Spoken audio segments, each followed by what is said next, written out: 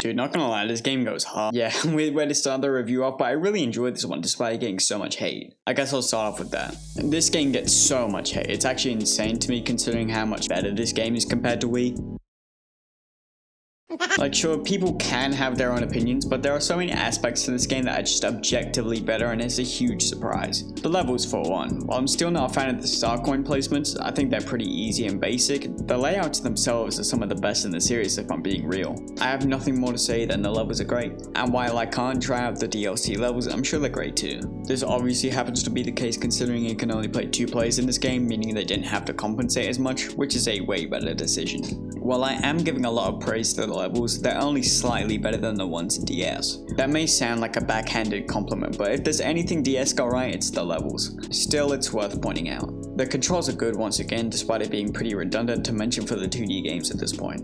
The mid-air spin is gone, but I'm not complaining too much since DS didn't have it either. With the new Mario comes new power-ups, in which new Mario 2 only has 1. And like with 3D Land, it doesn't even appear that often. But when it does appear, bro, it's fucking awesome. The gold flower gets you a bag. With the gold flower, you can shoot gold balls that turn anything they touch into fat fucking stacks, and it's super satisfying. While I did say it only appears in a few levels, I'm less inclined to complain because if it was in more levels, it'd be insanely overpowered. The game also does add an extra measure to stop this power-up from being overused, and that's the flagpole. If you do manage to get to the ending flagpole with the flower, you'll revert back to Fire Mario. There is also another power-up, and it's the fucking Tanuki Leaf again. I kinda hate how often this thing appears now. I didn't even like it in Mario 3. And to bring it back as your core power-up without making many new ones isn't a good trade-off, at least in my opinion. Remember when 3D Land's big marketing push was that this thing was making a return? Funny to look back on that considering just how often it appears now. The ability to fly does make its return, but you won't really be reaching max speed that often in this game, and when you do, falling off of platforms doesn't put you in the flying state, meaning you retain your speed.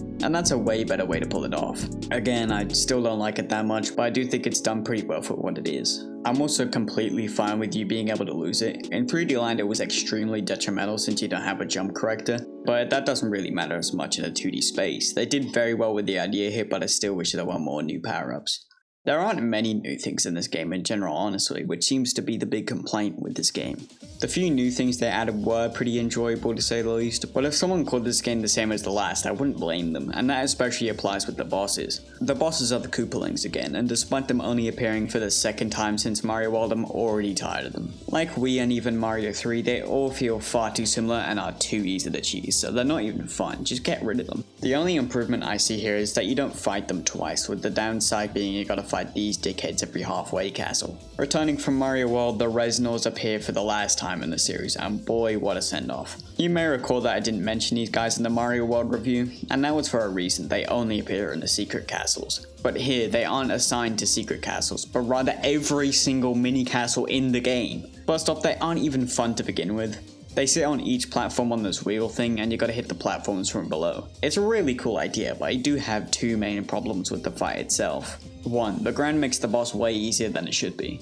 If you ask me, allowing the player to stand on the ground gives them a way easier time hitting the platforms from underneath. To circumvent this, they had the ground start falling apart at a certain point, but it starts being destroyed way too late to even matter. They went even further by Fight 4 not having ground under the wheel to begin with, but it's not enough to eliminate problem 2. Infrequent attacks. While I don't want it to be an absolute bullet hell, these guys attack really slowly, like every 8 seconds or something like that. It'd be way cooler if they shot more fireballs as the game goes on, so at the start they only shoot them occasionally and at the end they shoot them every like 3 seconds or something. But as it stands, this boss is pretty lame and it sucks you gotta fight him every single mid-castle. The final Bowser fight is sadly pretty lame too, even more lame than the DS one if I'm being honest. It's a painfully slow vertical auto-scroller where Bowser swipes at these platforms. The platforms are the only thing you can stand on, so you gotta make use of them, but they do fall when you stand on them. Fire-breathing Bowser statues get added eventually, but it's just way too easy and way too slow. For fuck's sake, as much as I thought the Wii's fight was overrated, at least it does give you the pace control for the majority of it. But this fight, too slow and a really lame way to end off this game that I really enjoyed. The enemies themselves have taken a downgrade too, and not that the enemies that were already there are bad, it's just that there aren't any enemies other than those. No new enemies might seem like a minor thing to point out, but every single Mario game until now has at least like 5 new enemies, so it's worth pointing out. While I haven't pointed out many positives regarding the game, NSMB2 has one big distinguishing factor I think it's time to mention. Getting rich as shit. First you gotta curl your hand, man. It's about how you hold it. Curl your hand. Put it in this hand. Thumb. There's a huge boost in the amount of coins in every level, whether it be coin blocks or the coins I previously mentioned from the gold flower. Hell, it's even advertised on the box art. And I find this to be a really cool addition. Not only are the levels fantastic, but you have an extra thing to focus on while going through these levels. It's super cool.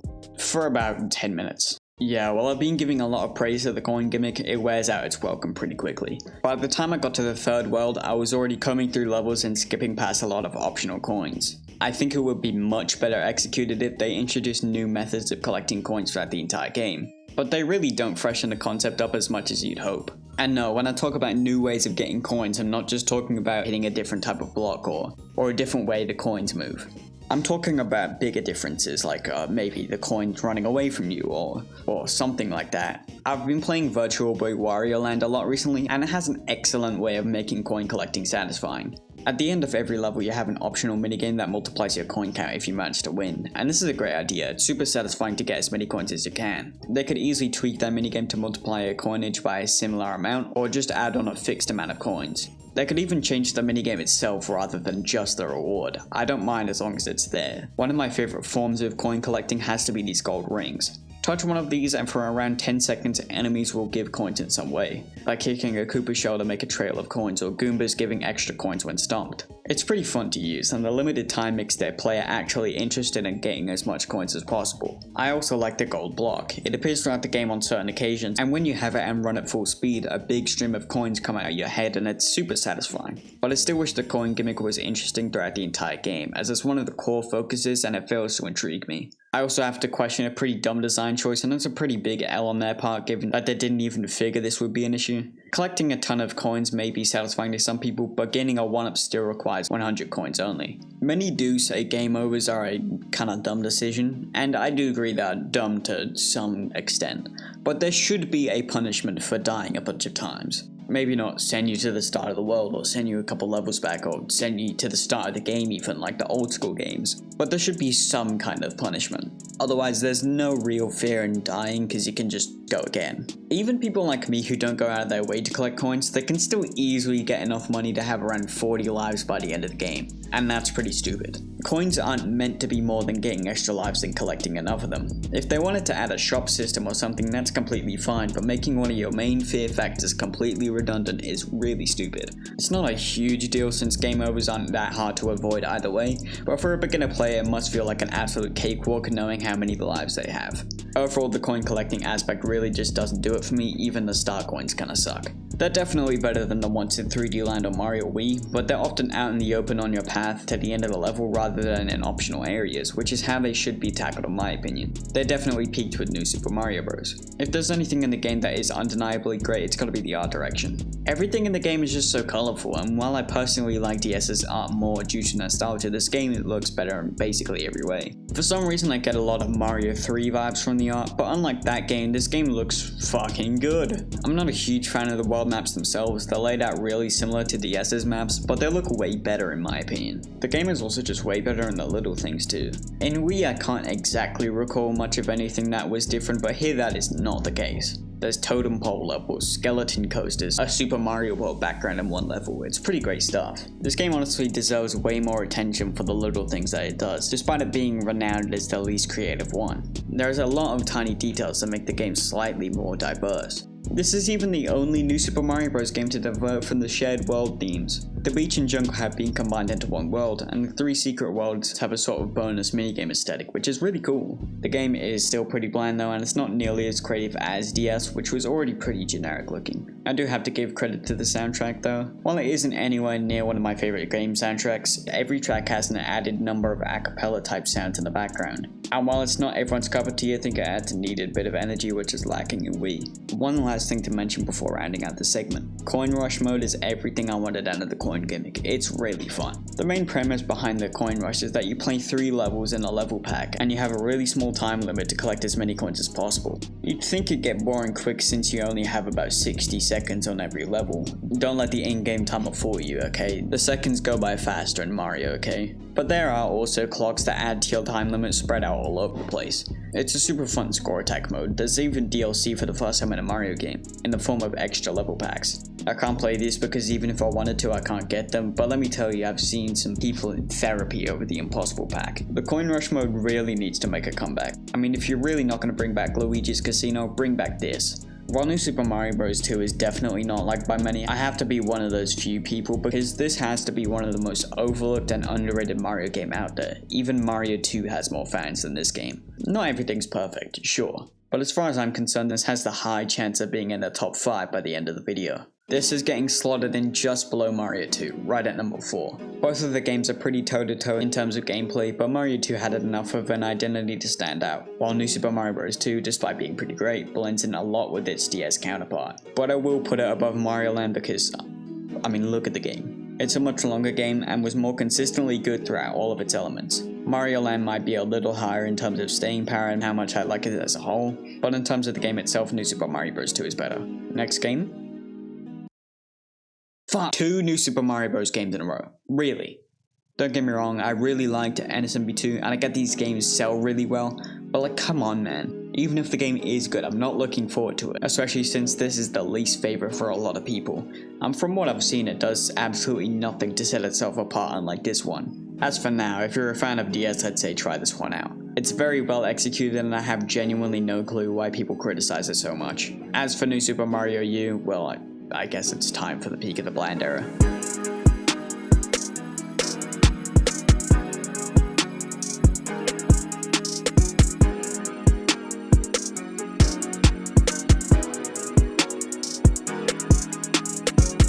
Thankfully, I don't have too much to say in regards to the gameplay, and I guess I have to give it TLDR, it's pretty good. Let's explain why. It's pretty good. Yeah, that's it. While it's not a fantastic game, and it's on the lower half of the list, I found it to be a pretty enjoyable experience for most of the runtime. Speaking of the time the game goes on for, something I have to comment on is the obscenely long runtime of the game. While it's not even near the longest game of all time, hell, it's not even the longest Mario game, it still way overstays its welcome, and for the last quarter of the game I wasn't having a whole lot of fun. That also has to do with the levels of the game being pretty lackluster. At the start of the game they're just a little bit better than the start of Wii, that is to say they're pretty decent, but rather than getting better as the game goes on, they get worse and they either end up being boring or, you know what, yeah, just being boring. I'd even go as far as to say it's just as bad as the later parts of 3D Land. But the levels aren't bad for any particular reason like that game, they're just not designed as well as the start, which I'd argue wasn't anything special either. I don't think people realize how important level design is when it comes to platformers. It was basically the sole reason I wasn't into the majority of Mario World. It can really make or break a game, it's important with most games but especially platformers. The star coins also suck, in DS they improved the levels a lot because they were well done for the most part. But despite every other appearance of them just being whatever, I think they're at their worst here. For every decently placed star coin, there's 2 of them that are just hidden behind a fake wall or just generally placed poorly. It could also be that the levels aren't the most creative out there. I mean, there's rarely any cool ideas, and if there is, they're probably ripped straight from Mario Wii. Like the platform that moves across rails depending on how you tilt the controller, already done in Wii. The elevator platform in like the second last level, yeah, it's already been done in Wii too. They're constantly reusing ideas, and when they aren't, there's no ideas at all. This thing of lacking new ideas also carries over into the bosses, which are terrible as usual with this series. The Koopalings return again, god fuck, they all suck, what a surprise. It's weird how they even bring them back to begin with. They're definitely not fan favorites given how boring they are, maybe with the exception of Iggy. But yeah, as usual they blend together, what a surprise. There's only 5 bosses that aren't the Koopalings in this one, and while it's a new record for games that feature these guys, it's still not a lot. Boom Boom fucking sucks, I hate this guy. What is this dude's problem, really? Does he have 30 IQ? Because using the exact same strategy in every single game clearly is not working. He's probably the most fleshed out in this entry, but that's not saying much. Like in Mario 3, he runs at you in the first boss, but in each fight afterwards he has a random change like being able to jump, fly, or being bigger than usual. But still, he's really fucking easy. The boss Sumo Bro, he's a little better I guess. He takes just slightly less time to attack, wow. He attacks by stomping these platforms to make shockwaves, and if you're on the ground as he stomps, you're stunned for a good second, making you, I guess, kind of vulnerable. To hit him, you gotta hit these platforms from underneath that flip him over, and after that you have ample time to curb stomp his skull. He was quite a challenge for me the first time, but really just because I was being dumb. Magic Cooper is pretty boring. He summons platforms that sometimes have enemies inside them, and you need to stomp him on the head before he teleports away. If you don't get near him in time, he slams the platforms down to the ground and frees the enemies. It's an okay idea, I guess, but what it ends up being is a chore because of how quickly he teleports away. Bowser Jr. returns yet again, and like he has multiple bosses. This time there's 2. Unfortunately, the first one sucks. It's underwater for sure, and that's never a bonus. But he fires these little missile guys at you, and you gotta very slowly lead them back to his ship. It's just too easy and slow, that's it. I feel like I'm throwing around the too easy and too slow complaint a lot, but seriously, it is a big problem in this series for a lot of things. The second one is way better, probably the best boss of the game, which isn't saying much. He will throw bombs, punch the ground, and even do a charging barrage of punches to break some of the blocks. There's actually 3 different ways to kill him, which is actually really cool. You can throw the bombs he throws back at him, you can hit him on his head when he does the charge thing, or the main way to kill him is by climbing the clown car's arm when it hits the ground. Much like a lot of the bosses in the Mario series, it's a cool idea, but it's pretty easy. It does get brownie points for lasting longer than 10 seconds, but it's still a disappointment. The same goes for the Bowser battle, it's a lame way to end off the game. First off, the fake out final Bowser fight is super overdone by this point, and it's really obvious that it's not the real end of the game. Second off, the fight has a really strong basis that it just doesn't go anywhere with. He has tons of moves, shooting fireballs, spinning in the shell and jumping towards you in his normal form, swiping you out of the air. It's pretty cool. Bowser Jr. also accompanies him and will occasionally throw down ball bombs then slam it to the ground. This is how you attack him, as you gotta knock Jr. out of the clown car and then use it to drill down into Bowser's head. So it's a really cool concept, as I said, but my main issue is that it goes on for too long, and not in a good way. Obviously I want my fight to be more than 2 minutes, but here they extend the fight by making Jr. slam down very infrequently, as well as making Bowser's shell spin attack last way longer than it should. Extending a boss to make it longer is fine, but it's often done in a really arbitrary way and that sort of ruins it. I'd say this fight is better than NSMB2's fight because at least it is a little challenging, but it's not as good as the Wii fight, which I didn't even like that much. At least you do get to actually fight him though, which is kinda cool I guess. I wish there was a final boss in Mario that actually makes use of each of the power-ups in the game. It's pretty weird to say that's not a thing, at least not in any mainline game. Hey, speaking of power-ups, there's only one new one in this game and it's pretty lame. The Super Acorn allows Mario to gain elevation at the cost of speed as well as glide, and I don't think I like either of these abilities. First of all, the ability to gain elevation at the cost of speed is literally just a propeller suit but worse. The same complaints I had for that power up apply to this move. It makes you super slow and it's not very satisfying at all. Second off, I don't even like the gliding move to begin with because platformers are most fun when you're, on the platforms, interacting with enemies, jumping without the guide of a power up. It's really no surprise people forgot about this one, it's really not memorable at all. The baby Yoshis aren't great either. You can find them sometimes on the world map and take them into levels, and they each serve different purposes. The balloon one is basically just another flying power up. You can press R to turn him into some fan art and float upward, making you fall slower as well as gain elevation every time you press R after you become airborne. This suffers from the same issue as the propeller suit in that when you gain elevation you also lose speed. It's also really overpowered given you can float for about 20 seconds before having to come back down.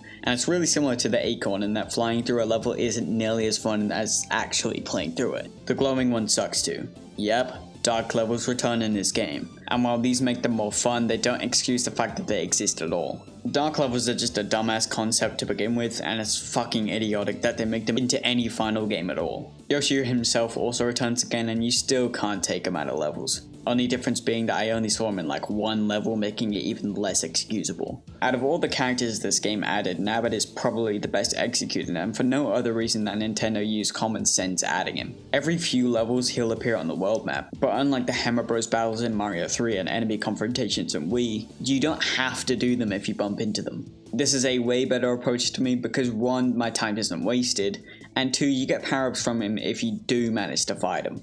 For Hammer Bros battles or enemy confrontations, it generally feels like the game is just giving you the items for playing the thing you were forced to play. But here you have the option to continue without getting them, or hunt him down for them if you're struggling at the game. Despite all the praise that being given to Nabbit's functionality on the world map, I'm not a huge fan of the world map itself. My biggest issue with it is that unlike Mario World, it doesn't feel like, well, a world. This complaint still sounds kinda stupid at first, like yeah, obviously immersion isn't the most serious thing in the world if I'm playing fucking New Super Mario Bros. U, but it still impacts my overall view on the game. For the most part, the transitions between worlds are done really haphazardly, and it ruins the cohesion it could have had. No joke, you're in this lovely grassland and jump over one hill and you're in a scorching desert. Or this one, this is my favorite. You climb this one ladder in the desert and now you're in a freezing snowland, and now it's also nighttime for some reason. The world map functions well enough. I like how you can either choose to do the water world or the ice world, even though realistically I'm picking the exact same option every single time. But presentation wise, the world map is pretty shitty, and it's a big disappointment given that this is the first interconnected world map since Mario World. And they never did it again after this, which sucks given how much I liked Mario World's map. Okay, well yeah, they also do it in Wonder, but you know, we don't talk about the game over here. As a whole, the presentation is pretty boring. The music is just whatever, there's basically nothing worth noting. And even though this is on a console a generation forward, I really don't think this game looks much better than the Wii game other than the high resolution. In general, I just kinda hate how the console New Super Mario Bros. Games look. DS and 2 already looked pretty generic despite me liking how those games looked. These games straight up just look like plastic, and it's not appealing in the slightest. I definitely like how this game looks more, considering the colors are more vibrant sometimes, but in general you could probably run this game at 480p and 4x3 and pass it off as the Wii game. They look identical. Honestly, my biggest problem with this game is the lack of identity. Every game in the Mario series has something to set it apart and give itself its own identity. DS's focus on reviving the 2D series as well as it just being a really solid game gives the game identity. We introduced simultaneous multiplayer to the series, and NSMB2's focus on collecting a bunch of coins gives itself an identity too. Hell, even with the worst games in the series, you can find something that sets them apart. Lost Levels has some of the hardest levels in the series, but that makes it very memorable. And Sunshine has Flood in the beach setting. Mario U adds essentially nothing to the series, and it has no important one-off things like the coins in NSMB2 or the space setting of Galaxy. And given that it's not a monumentally good or bad game, it lands itself as being the most forgettable game in the series, or at least tied with the Wii game and Galaxy 2. I will give it this however. The side content is great. The only returning mode from any game is Coin Battle. If they had to bring back a mode from Wii, I'm more satisfied with this over Free For All getting in. However, new and exclusive to Mario U are the Boost Rush and of course, Challenge modes. Boost Rush is a pretty fun little distraction. It works similarly to Coin Rush from NSMB2 in that you gotta get a bunch of coins. However, unlike that mode, the coins speed up the auto-scrolling rather than being a win condition. Your goal is to get to the end as fast as possible, so it's a mad dash to get as many coins as possible. It can be pretty fun, but by nature of it being an auto-scroller, there is some dead air from time to time. It's a pretty fun mode, but challenges are on another level. While not as memorable as the minigames from DS, they're the closest a Mario side mode has gotten to surpassing. The premise of the Challenger mode is that there's 4 different categories: Time Attack, Coin Collection, 1-Up Rally, and finally Special. Time Attack is fairly self-explanatory, much like the other categories. You gotta do something, usually reaching the end of a level in the fastest time possible. These can be pretty tight, so if you miss something that could make you go fast or slow down for a second, you are not getting that gold rank. Coin Collection is my least favorite category, but it isn't bad. You have to get a certain amount of coins by the end to beat it. It can be pretty easy to miss coins, but my main issue with it is that you aren't punished too much for missing coins, given you can go back and grab them without losing on much time. 1-Up Rally is pretty great. You gotta stomp on enemies to rack up extra lives without touching the ground for as long as possible, and it's a great spin on the concept. Some of them also don't have you bouncing on them, rather trying to kill as many enemies as possible using one object, whether it be a star, shell, you name it. And lastly, the Special category, which is an assortment of different things. Whether it be surviving on one block for as long as possible as Firebros shoot fireballs at you, to a much more creative mission like using the Super Acorn to fly throughout an entire level without touching the ground. It's a fun time seeing what's up next, but some of these feel out of place, like the Graceful Glide mission. It has you using the Super Acorn to rack up 1-ups by stomping on these Goomba things, even though this objective clearly indicates it should be in the 1-up rally section. Still though, minor nitpicks aside, this is a super solid mode. While I still much prefer the minigames in DS, that still doesn't make this mode anything less than having a super solid time. Hell, it's probably better than the main game, which is kind of funny. And also kind of sad because the mode intended to be a smaller inclusion than the actual game is better than the main game itself. I don't know, the main game just had too many issues to be a super fun game, and it really has no identity, which brings it down quite a lot. Mario U is going just below Galaxy 2. Galaxy 2 definitely has more of an identity, as well as having high highs and the low points not being as low, which puts it above Mario U. However, while the base game of Mario U is definitely a little worse than Wii due to the worst levels, its great side content puts it slightly above Mario Wii. What do we have next? This one better not disappoint me. Given how much people say 3D Land is just okay, it kinda shocks me just how highly regarded its sequel 3D World is. And that of course gives me plenty of room to disappoint me given how much I've hated most of their 3D games. Honestly, playing all the new Super Mario Bros. Games, basically back to back, has really given me appreciation for Mario 1. I don't know, that game just seems so much more respectable and cool given how forgettable and generic these 2D games have been. Forgettable and generic doesn't mean bad at all, but it does make the games harder to attach yourself to. You'll never see someone proclaim that New Super Mario Bros. 2 is their favorite game of all time, even if I enjoyed that game. And no, when I'm talking about the new Super Mario Bros. Games, I'm not talking about the first one. I mean, while the game isn't the most memorable out there, it's been able to sustain its #1 status for about 6 games now, which is definitely to be commended. Well, we're almost at the finish line now, so let's get into our final game before Mario makes his grand return.